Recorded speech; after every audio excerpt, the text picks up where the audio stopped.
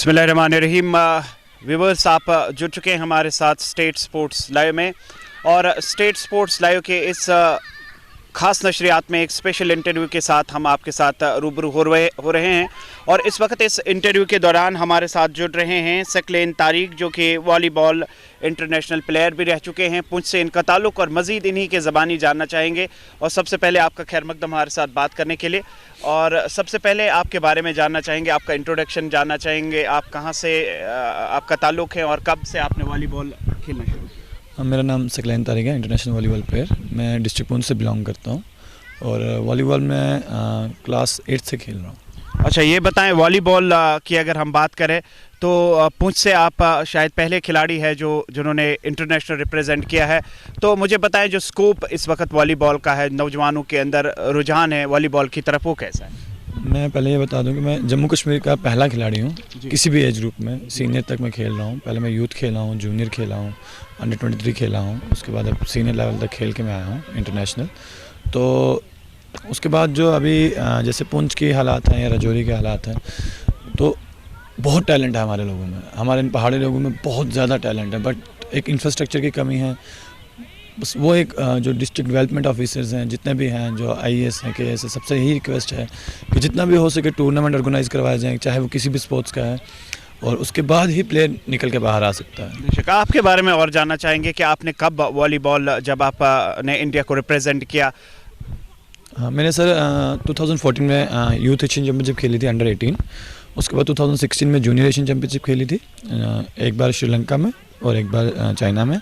उसके बाद 2018 में ब्रिक्स गेम्स हुआ था साउथ अफ्रीका जोहानिसबर्ग में, उसमें हमारा ब्रॉन्ज मेडल था।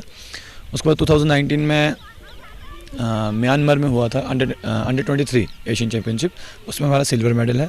और इस साल अभी जस्ट सितंबर में जापान खेल के आया हूँ मैं 21st सीनियर एशियन चैम्पियनशिप। अच्छा, ये बताएं, जो आप पुंछ इलाके से हैं, और पुंछ की अगर हम बात करें, जैसे अभी आपने फरमाया कि सरहदी इलाकों में बहुत सारा टैलेंट है वॉलीबॉल को लेके, लेकिन हम यहाँ पे देख रहे हैं कि इंफ्रास्ट्रक्चर की कमी है।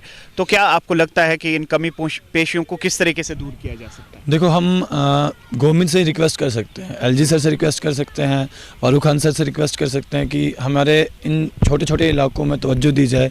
क्योंकि जो इन बॉर्डर एरिया को, जो जितने भी बॉर्डर एरियाज़ हैं, उनमें बहुत टैलेंट छुपा पड़ा है हमारे लड़कों में। बस उनको निखारने की एक कोशिश करें। और मैं मानता हूं कि ये ज़रूरी है, जो हमारे जो जितना भी यूथ है, जितने भी हमारे सोशल एक्टिविस्ट हैं अपने डिस्ट्रिक्ट्स में, चाहे वो राजौरी है, पुंछ है, कोई भी डिस्ट्रिक्ट है अपना जम्मू कश्मीर में, तो उनसे रिक्वेस्ट है कि वो भी बढ़ चढ़ के आएँ।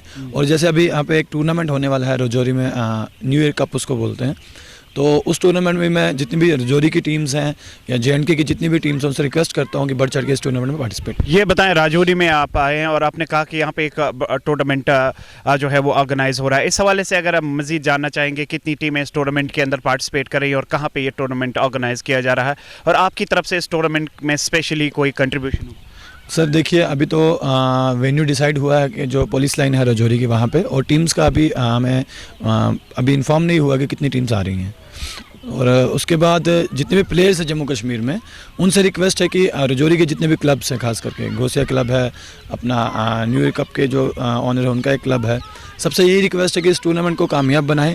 और जितने भी हमारे व्यूअर्स हैं, जितने भी यहाँ राजौरी के लोग हैं, उनसे भी रिक्वेस्ट है कि अपना पुलिस लाइन में आए और वॉलीबॉल को एंजॉय। सवाल से मैं जानना चाहूँगा, जो हमारी यंग जनरेशन है वॉलीबॉल की तरफ, आपने खुद भी देखा होगा किस तरह का रुझान है? क्या जो यंग लड़के हैं वो वॉलीबॉल खेलना चाहते हैं, वॉलीबॉल में आना चाहते हैं, या इंफ्रास्ट्रक्चर की कमी के पेश नज़र जो है वो इसमें पार्टिसिपेट नहीं? देखो, इंफ्रास्ट्रक्चर एक अलग चीज़ है, और जो हमारा टैलेंट जो दब रहा है वो इस वजह से दब रहा है क्योंकि हमारे जम्मू एंड कश्मीर में स्पोर्ट्स की कोई वैकेंसी नहीं आती है।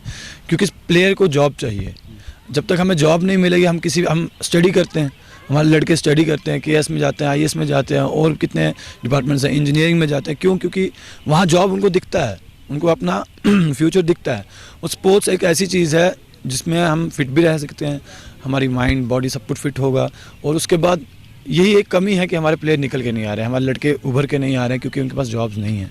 और जब तक जॉब्स नहीं, हम आप एक चीज़ देखें, किसी भी स्टेट में देखें, हर एक डिपार्टमेंट स्पोर्ट्स की एक अलग वैकेंसी निकालता है। हर एक उसमें डिपार्टमेंट में, जैसे क्रिकेट की अलग वैकेंसी होगी, वॉलीबॉल, कबड्डी, खो खो, कोई भी गेम होगा उसमें एक अलग वैकेंसी आती है, स्पेशल वैकेंसी आती है। वो हमारे JNK में एक भी डिपार्टमेंट नहीं है जो वो वैकेंसी प्रोवाइड करे। तो मैं गवर्नमेंट से भी रिक्वेस्ट करता हूँ कि जो हमारे डिपार्टमेंट्स हैं उनसे भी रिक्वेस्ट करता हूँ कि कम से कम 1-2 वैकेंसी हर साल आनी चाहिए। जी, एक और सवाल मैं आपसे जानना चाहूँगा वॉलीबॉल के रिगार्डिंग के। अगर हम क्रिकेट की बात करें तो क्रिकेट बहुत सारे जो यंग लड़के हैं वो खेलना चाहते हैं, लेकिन वॉलीबॉल की तरफ बहुत कम रुझान है जिस तरीके से देखा जा रहा है जम्मू कश्मीर की अगर हम बात करें। नहीं सर, ये चीज़ ऐसा मैं नहीं मानता, क्योंकि वॉलीबॉल का टैलेंट आप कहीं भी देखेंगे, किसी भी गांव में आपको लड़के वॉलीबॉल खेलते दिखेंगे। चाहे जैसे क्रिकेट खेलते दिखेंगे वैसे वॉलीबॉल खेलते हुए दिखेंगे आपको हर जगह में, हर एक डिस्ट्रिक्ट में, पूरे इंडिया में किसी भी कोने में चले जाओ आपको वॉलीबॉल ज़रूर मिलेगा वहाँ पर। अच्छा, राजौरी के अंदर आज आप आए, राजौरी के जो यंग जो बडिंग वॉलीबॉल खिलाड़ी हैं उनके लिए कुछ स्पेशल मैसेज आप कन्वे करना चाहेंगे, वो किस तरीके से इस वॉलीबॉल में आगे बढ़ सकते हैं? देखिए सर, आगे बढ़ने के लिए तो आपको फोकस करना पड़ेगा। सबसे पहले आपको प्रैक्टिस करनी पड़ेगी, आपको अपना एम सेट करना पड़ेगा कि आपको कहाँ तक जाना है। अगर आप एम ही स्टेट का रखते हो तो आप नेशनल तक भी नहीं पहुँच पाओगे।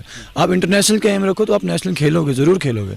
मैं जितने भी यंगस्टर्स हैं, जितने भी बडिंग प्लेयर्स हैं, उनसे यही रिक्वेस्ट करता हूँ अपना एम हाई रखें और अपना फोकस मत तोड़ें। अच्छा, आखिर पे जाते जाते मैं आपसे ये ज़रूर जानना चाहूँगा कि पुंछ से आपका ताल्लुक़ है और पुंछ की अगर हम बात करें एक सरहदी इलाका है, और जब आपका ये सपना पूरा हुआ और आप इंटरनेशनल के लिए कैसी फीलिंग्स रही जब आपने रिप्रेजेंट किया इंडिया को इंटरनेशनल लेवल पे? देखो, जब मैं फर्स्ट टाइम खेलने गया था 2014 में, तो मैं 3 एज ग्रुप में खेला हूँ इंडिया इंटरनेशनल इवेंट्स। तो तब ये था कि सब बोलते थे कि मतलब एक इंटरनेशनल टैग जो होता है, हम जिसको बोलते हैं, ये जो मैं एज ग्रुप में खेला हूँ वो एज ग्रुप इंटरनेशनल आ जाता है। और मुझे मेरा खुद का एक सपना था कि मैं इंडिया इंटरनेशनल रिप्रेजेंट करूँगा और वो सीनियर में करूँगा, क्योंकि उससे पहले जो एज ग्रुप मैंने इंटरनेशनल जितने भी इवेंट्स करे हैं 2014 से 2019 तक, 19 में मैंने लास्ट खेला था अंडर 23 एशियन चैम्पियनशिप जो म्यांमार में हुई थी, उसमें हमारा सिल्वर मेडल है। तो उसके बाद कोरोना आ गया था, तो उस कोरोना में भी हमने बहुत प्रैक्टिस की, बहुत मेहनत की, जिसका हमें फ़ायदा मिला, जो कि अभी उसमें जापान में हुआ था हमारा Asian championship, senior mains Asian volleyball championship. तो उसमें मैं इंडिया टीम का हिस्सा था। बहुत बहुत शुक्रिया हमारे साथ बात करने के लिए। तो ये थे हमारे साथ सकलैन तारिक, जो कि जिनका ताल्लुक़ पुंछ से हैं और एक वॉलीबॉल इंटरनेशनल प्लेयर भी रह चुके हैं, हमारे साथ स्पेशली बात कर रहे थे। और इनका ये साफ मानना था कि जो भी वॉलीबॉल बडिंग स्टार्स हैं जो वॉलीबॉल में आगे बढ़ना चाहिए, उनको प्रैक्टिस करनी चाहिए, और उनको साथ साथ जो है गवर्नमेंट से भी इन्होंने ये इल्तमास की, गुजारिश की कि इंफ्रास्ट्रक्चर की जो है कमी पेशियाँ हैं वो नज़र आ रही हैं, इसको पूरा किया जाए। मुझे दीजिए इजाज़त और आप देखते रहिए स्टेट स्पोर्ट्स लाइव। शुक्रिया।